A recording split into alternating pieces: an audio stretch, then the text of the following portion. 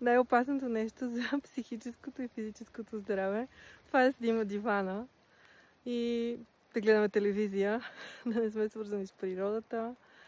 Има проучване, в което се казва, че 90% от времето хората го прекарват вътре, което наистина е доста плашещо. Ние определено сме създадени и нашите предци са били главно навън. Създадени сме, за да сме свързани с природата и ние сме свързани с природата. Нервната ни система има нужда от въздух, от земя, вода и това е основно нещо за нас, да бъдем навън, да общуваме с нея. Комфортът ни е голям враг и това, че толкова време прекарваме вътре, винаги ще ни пречи да се чувстваме добре. Така че излезте навън, независимо от времето. Това са блокажи, студено ми е, мокро е, ще се разболея. Напротив, ще се разболеете, ако седите вътре. Бъдете здрави и бъдете навън.